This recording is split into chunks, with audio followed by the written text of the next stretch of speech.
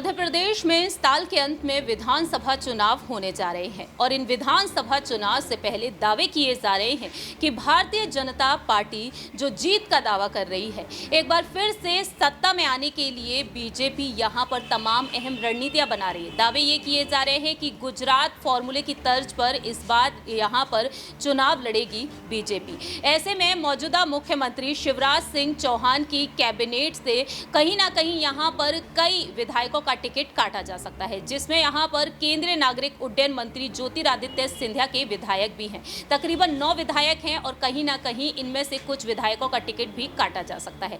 दावे किए जा रहे हैं कि बीजेपी में कहीं ना कहीं अब अंदरूनी कलह बढ़ती हुई नजर आ रही है और इसी बीच ज्योतिरादित्य सिंधिया के समर्थकों को लेकर भी कई दावे किए गए हैं। इस खास रिपोर्ट के जरिए आपको बताने जा रहे हैं कि सिंधिया के खिलाफ किस तरीके से यहाँ पर रणनीतियां अब बनती हुई देखी जा सकती हैं।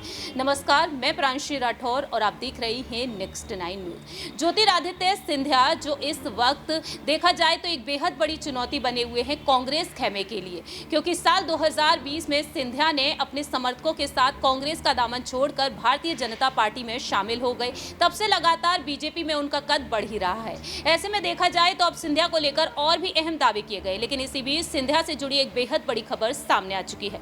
दरअसल आपको बता दें कि अब भाजपा में कलह बढ़ती जा रही है। पूर्व सीएम कैलाश जोशी के बेटे दीपक जोशी देखा जाए तो अब कांग्रेस ज्वाइन करेंगे, ये दावे किए जा रहे हैं। बीजेपी विधायक भंवर सिंह शेखावत और वरिष्ठ नेता सत्यनारायण सत्तन केंद्रीय मंत्री ज्योतिरादित्य सिंधिया के खिलाफ खुलकर बोलते हुए नजर आ रहे हैं।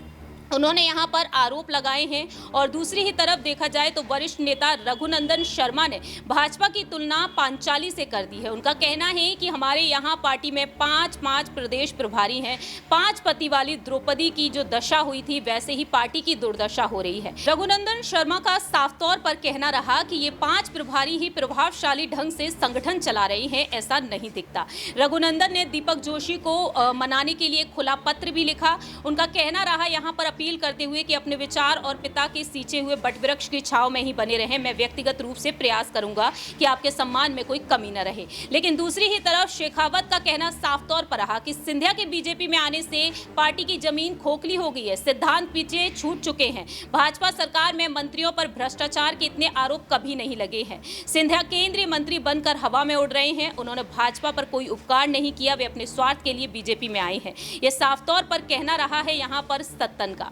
ऐसे में देखा जाए तो यहां पर देखा जाए भाजपा के राष्ट्रीय महासचिव कैलाश विजयवर्गीय ने साफ तौर पर कहा था कि मध्य प्रदेश में बीजेपी को हराने का दम कांग्रेस में नहीं है। यदि हमने संगठन की गलतियां ठीक नहीं की तो भाजपा ही भाजपा को हरा देगी। यानी कि सिंधिया को यहां पर बार बार अब चुनौती दी जा रही है कांग्रेस की तरफ से, लेकिन सिंधिया की मुश्किलें कहीं ना कहीं बढ़ती हुई नजर आ सकती हैं। साल 2020 में सिंधिया ने कांग्रेस से इस्तीफा दिया, बीजेपी में शामिल हो गए और महज 15 महीने में कमलनाथ की सरकार गिर गई। ऐसे में देखना यही होगा कि सिंधिया यहां पर ग्वालियर चंबल संभाग की जिम्मेदारी संभाल रहे हैं।